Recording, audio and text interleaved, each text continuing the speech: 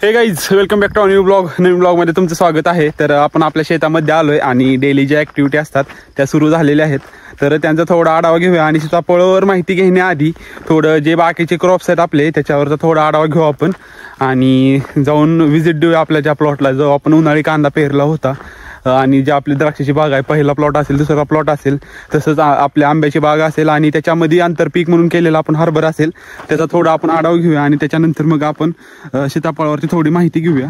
इकडे बघताय हा प्लॉट आपला रिकामा आहे, जे की आपण इथं पावसात कांदा केला होता तो आता काढून झालेला आहे आणि आता आपण नांगरून आणि रोटरून व्यवस्थित केलेलं आहे आपलं रान, जे की उन्हामध्ये तळतंय. आणि ते उन्हामध्ये तळणं खूप महत्त्वाचं असतं, कारण की ते जे जंतू असतात ते नष्ट होतात आणि जी माती ओली राहिलेली असते ते पूर्णपणे वाळते, भुसभुशीत होते. आणि इकडे बघू शकताय हे आपला कांद्याचा प्लॉट आहे, जे की थोडंफार गवत आता आलेलं आहे आणि कांदा सुद्धा उगवलेला आहे, जे की खूप बारका आहे, छोटा आहे. तुम्ही इथं बघू शकताय आता चांगल्या प्रकारे वाढतोय. थोडं आपण तणनाशक त्याच्यावरती नंतर मारून घेणार आहे. कांदा खूप छोटा असल्यामुळे आपण थोडं बाकी राहिलेलं आहे, जे की आबाळ आल्यामुळे मध्ये आपण ह्याच्यावरती करप्याचा स्प्रे घेतला होता. तर आता बघू शकताय कांदा अतिशय चांगल्या पद्धतीने वाढत आहे. तुम्हाला इथं समोर दिसत असेल, फक्त छोटा असल्यामुळे तो तुम्हाला कॅमेऱ्यामध्ये दिसत नाही, पण इथून डोळ्याला क्लिअरली विजिबल आहे तो. आणि आपण उन्हाळी कांदा एक आणि हा दुसरा प्लॉट आहे समोर बघू शकताय, हा आपण केलेला आहे. आणि इकडचं जे शेत आहे ते आपण व्यवस्थित करून घेतलेलं आहे, जे की आपण त्याच्यामध्ये आपण ऊसाची लागवड करणार आहे.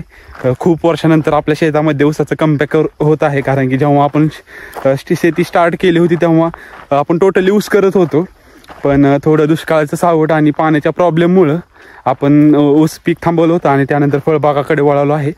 तर आता हळूहळू आपण ती ऊसाची लागवड करणार आहे. कशा पद्धतीने करतात, कोणतं बेणं वापरणार आहे आपण, आणि बाकी बरीच माहिती आपण त्या व्हिडिओमध्ये कव्हर करू. तर तो पण एक व्हिडिओ आपण घेऊन येत आहे. अशा बऱ्याच प्रकारच्या आपण शेती रिलेटेड माहिती आपल्या व्हिडिओद्वारे सांगत असतो आणि ते एकदम ग्राउंड लेवलने असतात, म्हणजे त्याचा फील आपण देतो, म्हणजे कशा पद्धतीनं काम होतं, कसं केलं जातं. तर तुम्ही चॅनलवरती नवीन असाल तर जरूर सबस्क्राईब करा आणि या जर्नीमध्ये सहभागी व्हा. तर उन्हाळी कांद्याला उतार जास्त पडतो, कारण की वातावरण जास्त आता बघू शकता तुम्ही एकदम क्लिअर आहे आणि अतिशय चांगलं सूर्यप्रकाश असतो. जो आपण पावसाळ्यामध्ये कांदा करतो त्याला जास्त उतार पडत नाही, कारण की पाऊस असेल आणि ढगाळी वातावरण याच्यामुळे रोगाचं प्रमाण पण थोडं जास्त असतं. पण आता जो कांदा करतो आपण उन्हाळी त्याला रोगराईचं प्रमाण कमी असतं, तर चांगल्या पद्धतीने वाढतोय.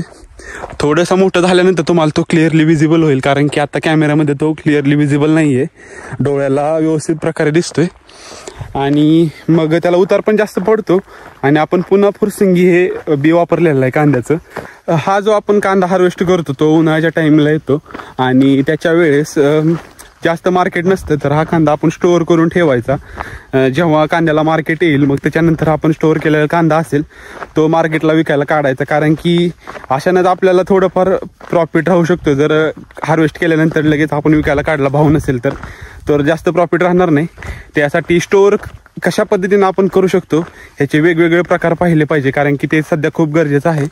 तर त्याचबरोबर इकडे बघू शकता हे आपली ज्वारी आहे, जे की आपण पेरली होती आणि याच्यावरचा संपूर्ण व्हिडिओ आपल्या यूट्यूब चॅनलवरती आहे. तुम्ही पाहिला नसेल तर अवश्य पाहून घ्या. आणि बघू शकता चांगल्या पद्धतीने उगवलेले आहे. आणि मध्ये जे आभाळी वातावरण होतं ते ज्वारीसाठी खूप चांगलं होतं. त्याच्यामध्ये ज्वारी खूप फास्ट वाढली, कारण की आभाळ जेव्हा येतं तेव्हा ज्वारीसाठी ते पोषक वातावरण असतं. आणि आता बघू शकताय तुम्ही,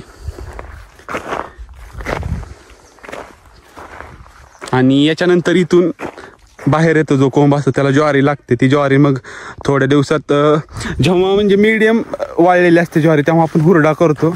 आणि हुरड्याचं प्रमाण पण आपल्या इकडे जास्त, हुरडा पार्ट्या करतात आणि बऱ्याच त्या चालतात, तर ते पण आपण घरी खाण्यासाठी करतो. तर कशा पद्धतीचं असतं त्याचं आपण एक व्हिडिओमध्ये कव्हर करू.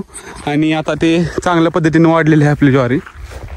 ही आपली द्राक्षाची बाग, हा आपला दुसरा प्लॉट आहे आणि इकडे तुम्हाला डिफरन्स विजिबल असेल, हा आपला पहिला प्लॉट. तर बघू शकताय तुम्हाला क्लिअरली, आता मी इथं दाखवू शकतो, हा आपला पहिला प्लॉट बघू शकताय तुम्ही.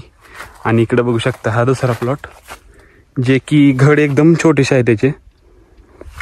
तर बऱ्याच जणांनी बागा काढून टाकल्या, कारण की जो मार्केट कंडिशन होते आणि ह्याचा खर्च, त्याच्यामुळं बरेच शेतकऱ्यांनी बागा काढून टाकून दुसऱ्या बागाकडे वळाले किंवा दुसऱ्या पिकांकडे ते वळाले, कारण की ह्याचा खर्च भरपूर असतो आणि लहान मुलासारख्याला सांभाळावं लागतं. त्याच्यामुळं खर्च निघत नसल्यामुळे बऱ्याच जणांनी काढून टाकल्या. शेती करताना फक्त शेतीवर अवलंबून राहून चालतच नाही, त्याच्याबरोबर काही ना काही जोड व्यवसाय लागतोच. तुमची जॉब असेल, नोकरी असेल, मग ते काही पण असू द्या, पण त्याला जोडधंदा हा लागतो. त्याच्याशिवाय शेती परवडत नाही.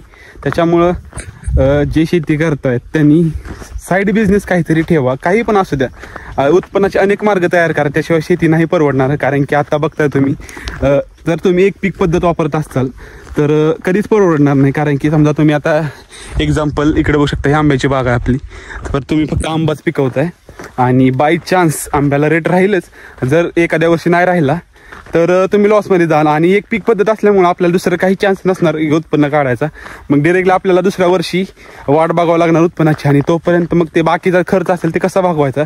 त्यासाठी अनेक पीक पद्धती, आंतरपीक पद्धती असतील, त्याच्याबरोबर जोडधंदा असेल, दुधाचा असेल, बाकी त्याच्या रिलेटेड शेती रिलेटेड कोणतेही करू शकता. त्याच्यानं काय होईल, एका ह्यातून नुकसान झालं तर ते दुसऱ्या हातून आपण ते काढू शकू. त्या जो पहिला प्लॉट होता आपला, त्याला आपण झाडं हलवून घेतलेले आहेत.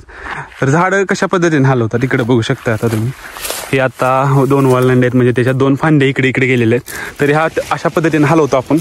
तर हे काय होतं, जे डेड मनी असतात, म्हणजे जे गळून पडणार असतात, पण ते तसे चिटकून असतात, ते खाली पडतात गळून.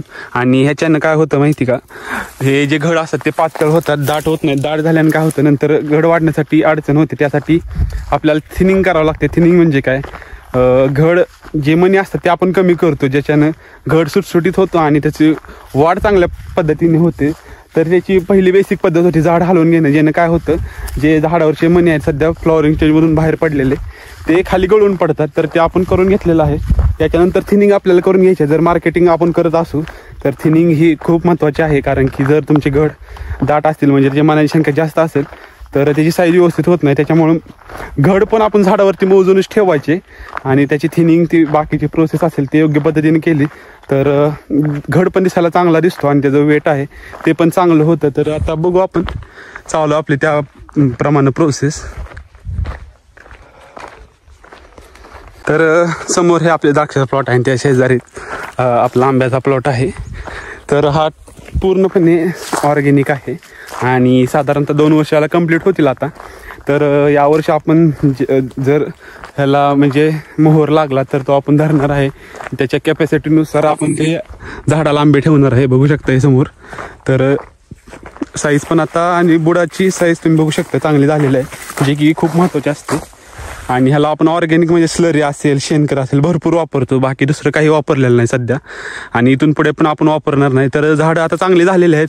जे की छोटे दिसतात ते आपण नंतर लावलेले आहेत, कारण की तुटाळ असते ते, जे की आपण बाग लावताना सगळे एकसाथ लावलेले असते. त्याच्यातले काही जळून जातात, काही उगवून येत नाहीत. आणि विशेष म्हणजे हे सगळे रोपं आपण जे आपण प्लॉट लावलेलं आहे त्याचे घरी तयार केलेले आहेत आपण रोपं, फक्त कोया बाहेरून विकत आणलेले आहेत. आणि जे आपले इथले बांधावरची रोपं आहेत त्याचा आपण कलम केलेला आहे, जे की ऑलरेडी आपण त्याचे आंबे खात होतो, आणि पूर्णपणे केशर आंबा होता तो, आणि पूर्णपणे सेंद्रिय होता तो. त्याच्यात आपण हे कलम केलेलं आहे, आणि चांगल्या पद्धतीने ते फुटलेलं सुद्धा आहे आता. आणि त्याला आता इथून पुढे मोहर यायला चालू होईलच, आणि मग त्याच्यानंतर आपण ह्याचं पूर्णपणे ऑर्गॅनिक ट्रीटमेंट देणार आहे. समोर बघू शकता वातावरण अगदी क्लिअर झालेलं आहे, आणि सनलाईट पण चांगली पडत आहे. आणि असं वातावरण भेटणं, स्वच्छ हवा भेटणं, शांतता. आता मी फक्त जे श्वास घेतो, शब्द बोलतो, तेच आवाज मला फक्त येते, बाकी फक्त पक्षाचा आवाज येतो इथं मला. तर एवढी शांतता भेटणं, पीस मिळणं, हे खरं जे अफोर्ड करू शकत असतील ना, त्यांनी ह्याला नाव ठेवू नका. कारण की हे पैसा देऊन लोक विकत घेत आहेत, कारण विकेंडला ते शांततेच्या ठिकाणी जाऊन राहत आहेत. तर जे आपल्याला मिळतंय ना त्यात खरं समाधानी राहिलं पाहिजे. परिस्थिती काय येत जात्रात असते, त्याच्यामुळं फेस करता यायचं, आणि आहे त्यात एन्जॉय मारायचा. आता बघू शकता किती पीस आहे ते एकदम.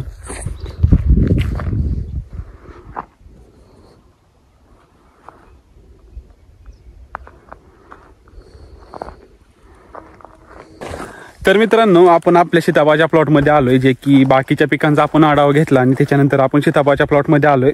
तर थोडं आपण जाणून घेऊया की जे आपण छाटणी करतो ते का महत्त्वाचे असते. तर समोर बघू शकता हे आपलं सीताफळाचं झाड आहे, जे की 4-5 वर्षाला कंप्लीट झालेले आहे, आणि याची हाईट तुम्ही बघू शकता 7 ते 8 फुटांपर्यंत असेल फक्त. तर समोर बघू शकताय हे आपलं झाड आहे सीताफळाचं. छाटणी केल्यामुळं काय झाले, ते साईडने भरपूर पसरलेलं आहे, आणि हाईट त्याची जास्त न होता बाकी साईडच्या फांद्या त्याच्या वाढलेल्या आहेत.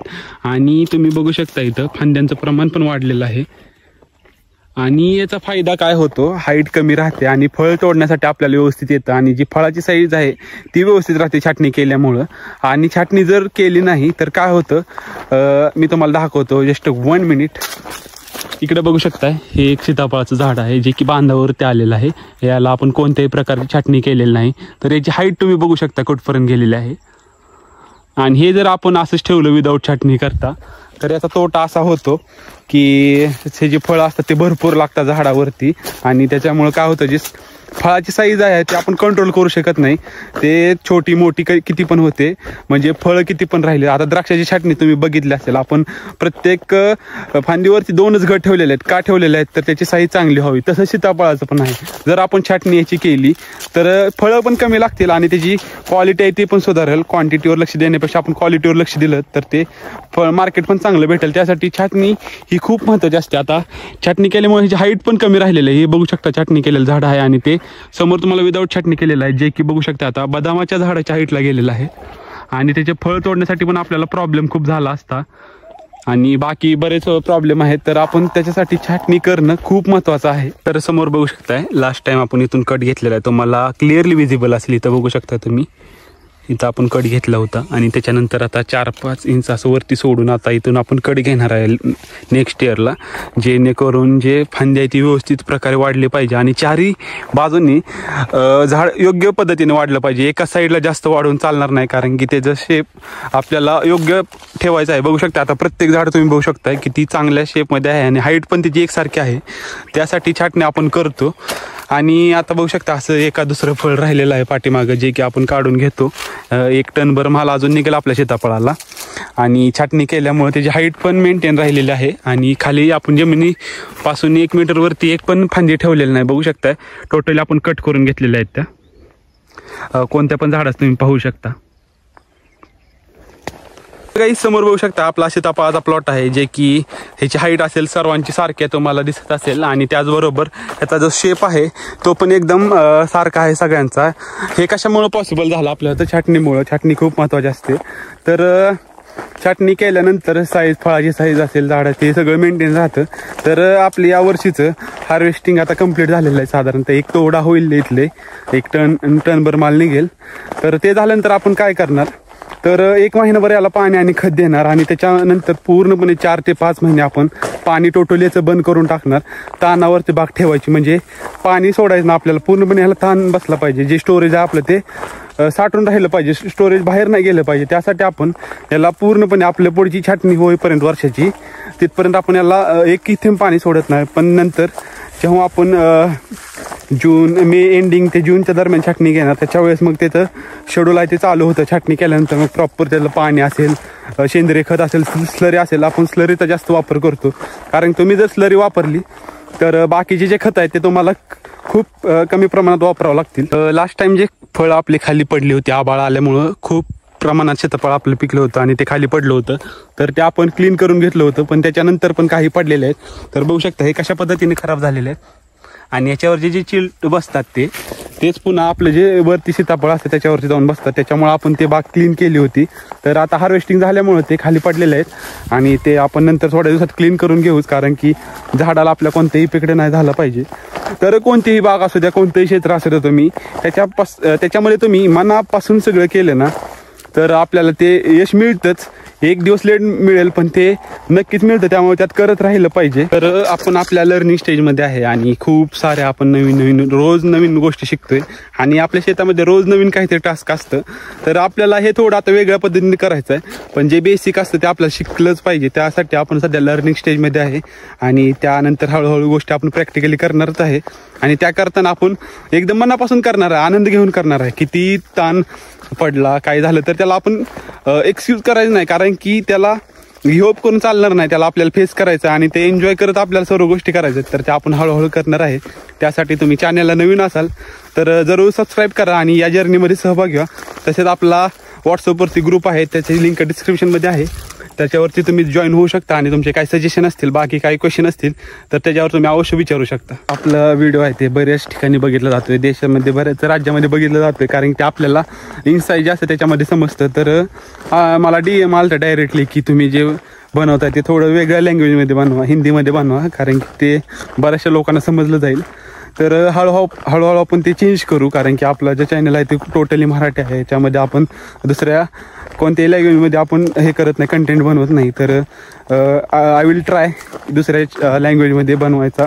मैं ख्याल है मेरे मन में, मैं करूँगा ज़रूर, लेकिन वो धीरे धीरे हम वो हिंदी में बना सकते हैं, क्योंकि अभी इसका जो प्रोसेस है वो ख़त्म हो गया है हार्वेस्टिंग का. अभी इसका जो नया शेड्यूल है वो अगले साल चालू होगा, इसलिए अपन अगले साल से जो है कंटेंट टोटली हिंदी में बनाएंगे. इसलिए आप चैनल में जुड़ा रहिए और नया है तो चॅनल को जरूर सबस्क्राईब कीजिए. तर या आपल्या सीताफळाच्या प्लॉटवरती बरेचसे नवीन अपडेट येतच राहणार आहे. तसेच आपली द्राक्षाची बाग आहे, आंब्याची बाग आहे, आणि ती आता आंब्याचा सीझन स्टार्ट होईल तर त्याच्यावरती पण आपण व्हिडिओ बनवू. जास्त आपण उत्पादन घेऊ शकणार नाही, कारण की त्याची क्षमता तेवढी झालेली नाही झाडांची. 2 वर्ष कंप्लीट झालेले आहेत. तर जेवढं येईल तेवढं आपण त्याला धरणार आहे, आणि जास्त झालं तर तो कट करून टाकणार आहे, कारण की 3ऱ्या वर्षापासून ते परिपक्व होतात टोटली. तर आपण 3ऱ्या वर्षापासून त्याचं पीक घेणारच आहे. आणि त्याच्याबद्दल बी जे अपडेट असतील ते आपल्या यूट्यूब चॅनलवरती येतच राहतील. आणि तसेच इंस्टाग्रामवरती पण आपण शेतीबद्दल बरेच नवीन अपडेट देत असतो, आणि बरेच आपल्याला नवीन माहिती सोशल मीडियाद्वारे घ्यायला मिळते जर तुम्ही त्याचा चांगला यूज केला. कारण की इंस्टाग्रामवरती जर तुम्ही बघितलं तर बरेचसे शेतकरी असे आहेत आपल्या राज्यातले असतील, दुसऱ्या राज्यातले असतील, ते बरेचसे चांगली माहिती सांगतात. तर त्यांना अवश्य तुम्ही फॉलो करा, कारण की फॉलो केल्यानं, असं बोलल्यानं, एकमेकाला शेअर केल्यानं नॉलेज वाढतं.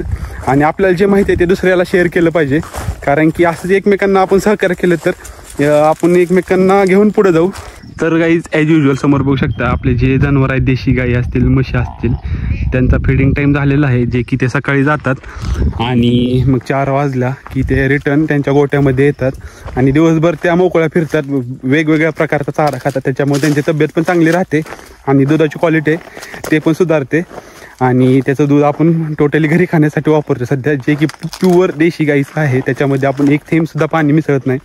त्याच्यापासून दही असेल, तूप असेल, हे सर्व आपण घरी खाण्यासाठी सध्या वापरतोय. तर हे हळूहळू एक्सपांड करण्याचा पण विचार आहे, पण एका वेळी एकच गोष्ट होते, त्या अनेक गोष्टी करायला गेल्या तर कोणतीच गोष्ट होत नाही. त्यासाठी हळूहळू आपण एक स्टेप बाय स्टेप करतोय. तर तुम्हाला काही नॉलेज असेल अजून शेती रिलेटेड तर तुम्ही कमेंट बॉक्समध्ये सांगू शकता. आणि शेती निगडीत तुम्ही जोडधंदा खरंच करा, त्याच्याशिवाय शेती नाही परवडणार. तर काहीच आपल्या ज्या टास्क होत्या त्या कंप्लीट करून आपण घरी आलेलो आहे. तसंच आपली जी एक्सरसाइज आपण जे रोज शेड्यूल फॉलो करतो ते करून आपण रिटर्न घरी आलेलो आहे. तर इथून पुढे आपल्याला थोडी इन्फॉर्मेशन गोळा करायची आहे, तसेच व्हिडिओ एडिटिंगचं काम आहे ते करायचं आहे. तर हा व्हिडिओ तुम्ही शेवटपर्यंत पाहिला त्याबद्दल मी तुमचा मनापासून आभारी आहे. भेटू एका नवीन व्हिडिओमध्ये, तोपर्यंत थँक्यू.